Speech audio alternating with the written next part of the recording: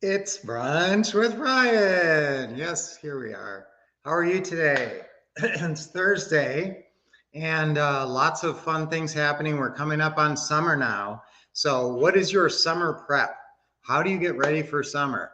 Your main way I want you to get ready for summer is to put together 5 buying packets. Okay, so what goes in a buying packet? Okay, what goes in a buying packet is a standard purchase and sale agreement. There's 2 documents that you use to buy. If you buy on a lease purchase, you're gonna sometimes we'll do a sandwich lease purchase and where we don't own the house. Then in that case, we will sign with the seller a lease with option agreement. Okay, lease with option. They're together in the same agreement. It's not the one where they're separated. The one where they're separated, where the lease and the option are separated, that we use with our buyers. Okay, but when we lease purchase a property, we want to use a lease with option agreement. Okay, that's together.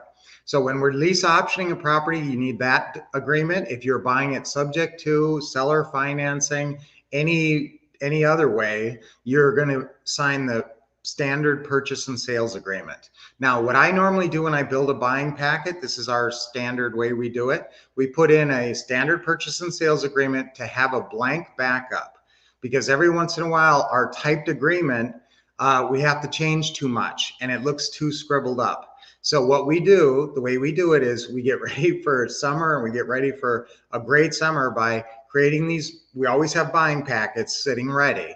So when you have buying packets ready, you get the right mentality. You have this right mindset, like I'm poised to get a deal. I mean, if I talk to a seller right now and they said, yeah, I think I'd consider monthly payments, why don't you come over and look at the house? I mean, you could go over there and buy a house in like an hour. In an hour from now, you could be buying a house if you talk to a seller. Is that exciting? Yes, because you got your buying packets all set up. So now your buying packets, I put a blank purchase and sale agreement in there. We buy almost everything. We very rarely buy on lease with option. So mostly we're buying with the purchase and sale agreement, but I will recommend that you put a blank option, lease with option agreement in there too. You never know what can happen. Sometimes you go out to the house and the wife or the husband then that you didn't talk to, the other spouse, is all freaked out about the due on sale clause, and then they don't want to do it the way you said. They don't want to sell it subject to. So then you say, well, we could do it as a lease purchase, and that way you wouldn't have to worry about that due on sale clause because the title wouldn't actually be transferring, and we could still do the exact same numbers that we talked about. Doesn't that sound good? Okay, so that's why I want you to have sort of a backup lease with option in there, but we rarely use them. You may use them more. We have one student, that's all he likes to do is lease with option, even though I tell him he should be, buying them in his company or in a land trust, whatever, how you like to do it. All right, so what else is in that buying packet?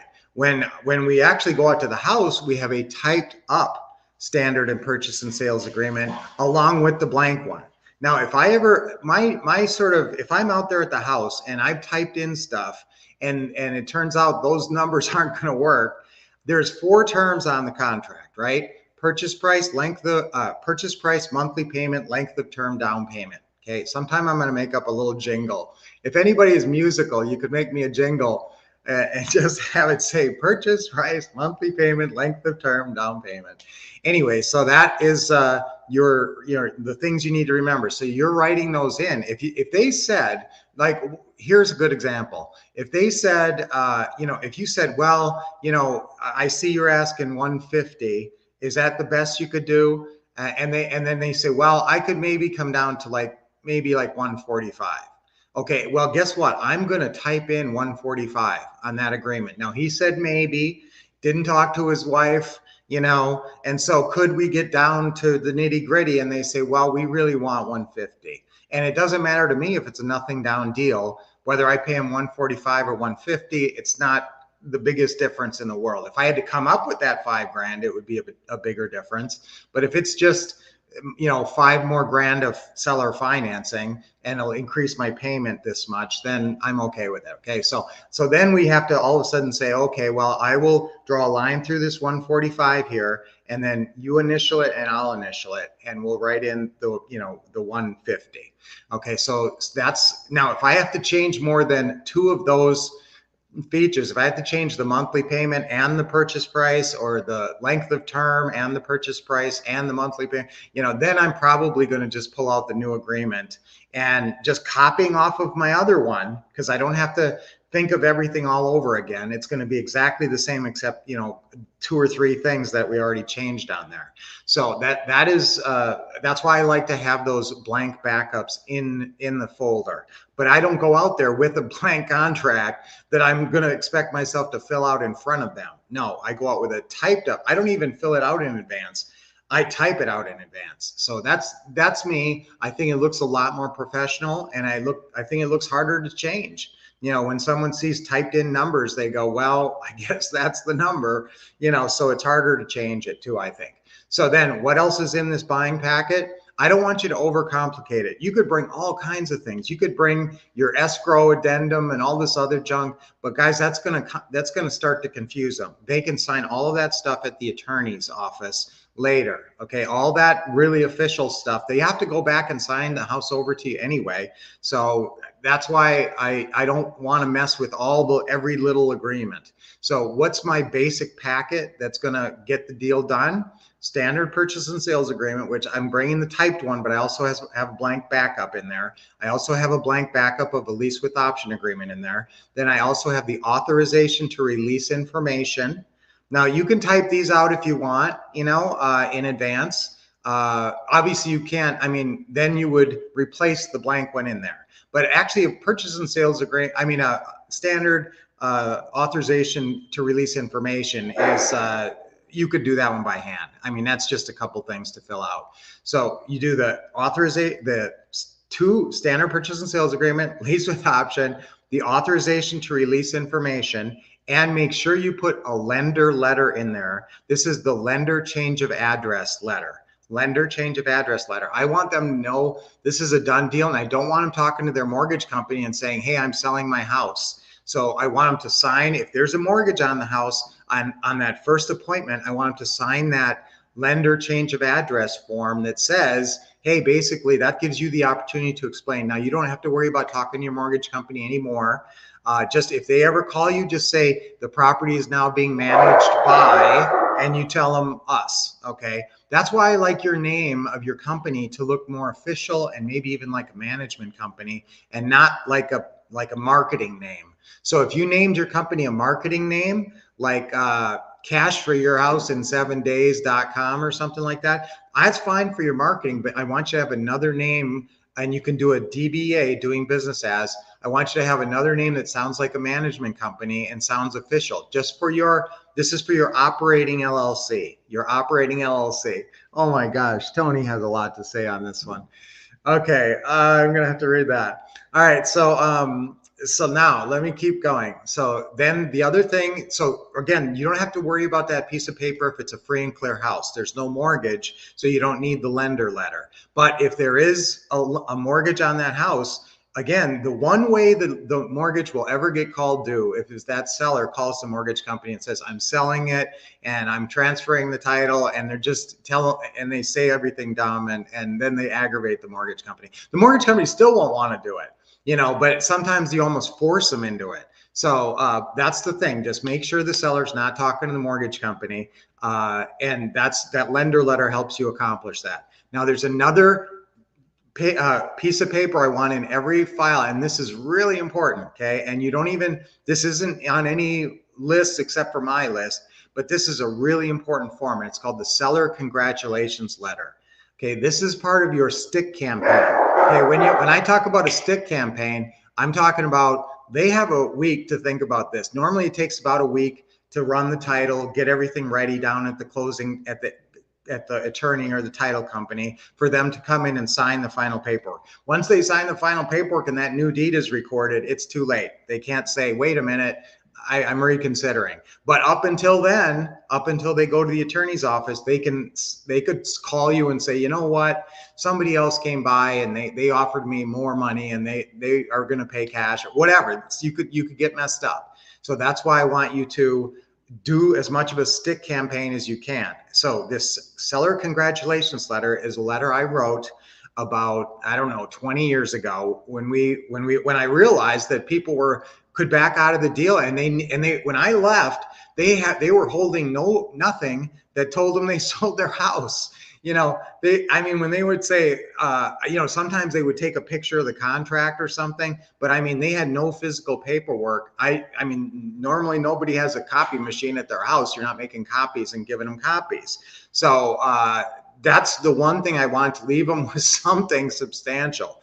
And so this one letter, it's called the seller congratulations letter, and it says, congratulations on the top. You have sold your house to, and then you put the name of your company in there. And you say, this is a great thing and you're going to love it and everything's going to be great. And this is in your what to say and what to do forms folder. It's called the seller congratulations letter. If you don't know about this, or if you're not using it, that's a big mistake. This will help the seller have something in their hand, tangible, that says, wow, I sold my house. And this letter looks official, like this is a real company, and plus I have these really nice business cards. I always recommend spend the money, get super nice business cards as well. That kind of is what you leave behind after you sign. And that's what they'll actually show other people. Here, I sold my house to these people, and that's why you need a story too. That's why you need a good bio of like, I'm this nice person helping you.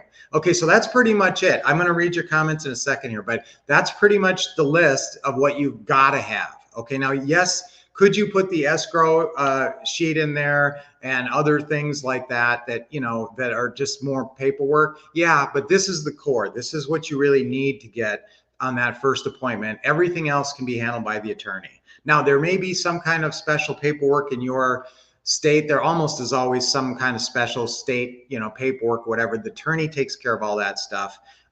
So really, you're just focused on, again, I'm going to give it to you one more time. Standard purchase and sales agreement is in there, a blank one, a blank lease with option agreement. You're going to put a typed purchase and sale agreement in there after you type it. You have an authorization to release information, a lender change of address letter, and a seller congratulations letter. Okay, so get those packets together. Build 5 packets that are ready to go, just like that, and then you really get psyched up. You feel like you're ready to go. You're ready to rock and roll. Okay, what do we have? Good afternoon. Okay, Roger, good to see you. Roger, you always come on Thursday and Friday. Come on, happy Thursday, Isabel. Kenneth, KJ's got his hearts going. Memo. Great Teaching Tuesday. Yes, I love our Teaching Tuesdays, guys. That's incredible free training. Good morning. We don't leave home without our packet. Yes, guys, you should have a couple of these packets in your car that are all set to go. Now, you may, if you've done a bunch of deals, and you have specific paperwork, other paperwork that you like to get done, there is other paperwork that you can get done if you want to. But again, I'm trying to keep it simple for you guys, so there's not just a bunch of signing. The people don't want, to sign a whole bunch of paperwork either. They're cool with signing it at the attorneys. Most people expect to sign a lot when they go to the attorney. But when you're sitting at their kitchen table, this should not be a, hour-long signing process. It should be relatively quick. Okay, where did I leave off? Yes, so Tony's always got his packets. Morning, Robert. He always puts a smile on my face. Hooked on phonics. Yes.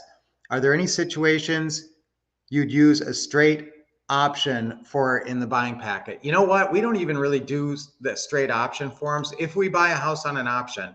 Now, what the deal is there is if they won't give you monthly payments, but they will give you a good deal on the purchase price. So if someone's willing to drop their price fairly significantly, and you can get a cash price that is good for 90 days, then we will do what we call an option on it. Okay. If we think we can sell it for more than, if we have a cash buyer floating around who wants a house like this, that it could be a good thing.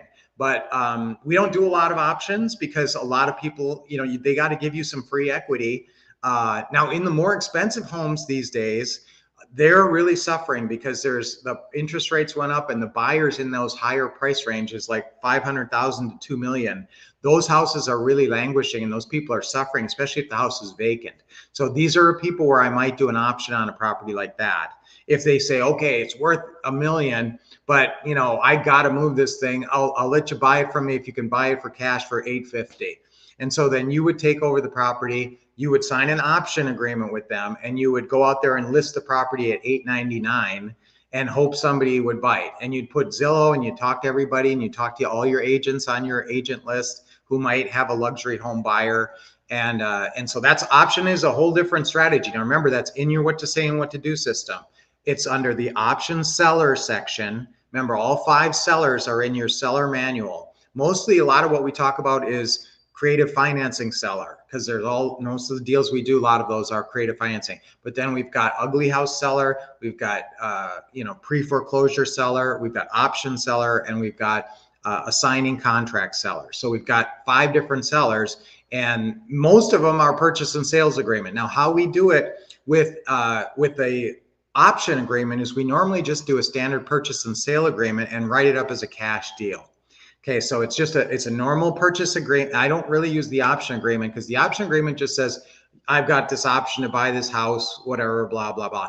What I'd rather have is an actual purchase and sales agreement that I can execute, that I can say, okay, I'm gonna give you the money, and let's go through with this contract. So what you do with this is boy, I'm getting all over the field here, but you just do a purchase and sales agreement, and you write it up as a cash deal and give yourself 90 days to close. And remember, at the top, it says that you can close in any assigns, any heirs, successors, assigns. So you can assign your contract, which is what you'll do. You'll assign your contract to your option buyer.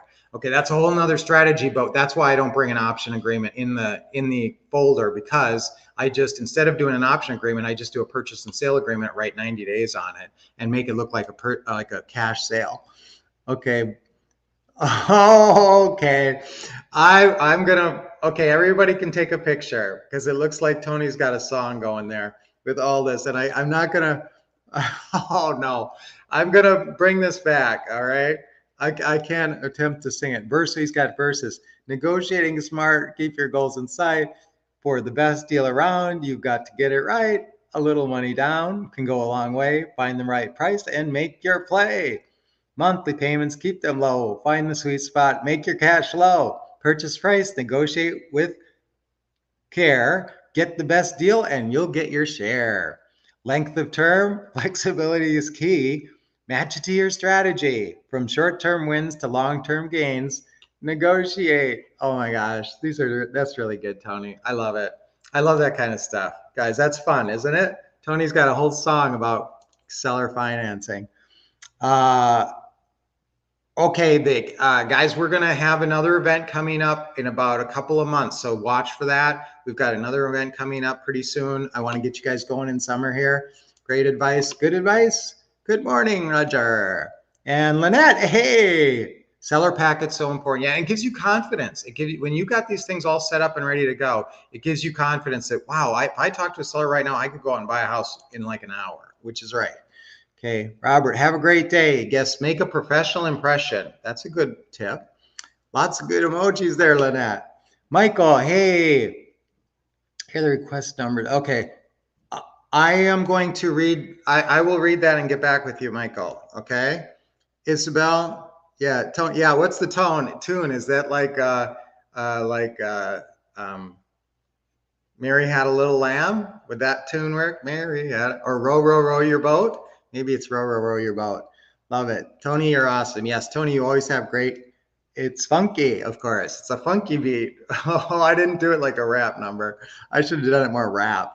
Okay, awesome information today. Yes, and I agree. And guys, for sure, keep tuning in to Brunch with Brian, because we always talk about great stuff that's real estate related or motivation related. So watch for our live event coming up again soon, and I will be talking to you guys on tomorrow at this same time. But what's our affirmation for today? Get ready for success. Get prepped for success. That's a good one. Get prepped for success. See, you're getting prepped, and that will lead to success. So 3 times on 3, get prepped for success. 1, 2, 3. Get prepped for success.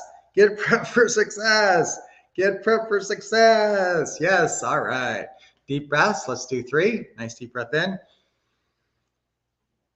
Oh, that feels good. Always a big smile. Relax your shoulders and your neck. Maybe you didn't loosen up today yet. Draw another deep breath in. Good. and let it go. We got to get Tony to do that. Wrap. We got to get Tony on somehow. Okay, one more.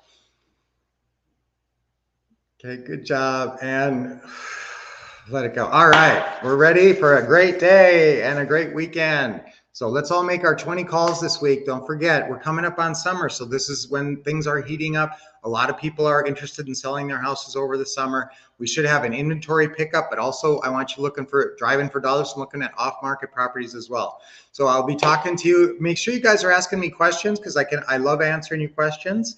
It was good questions today.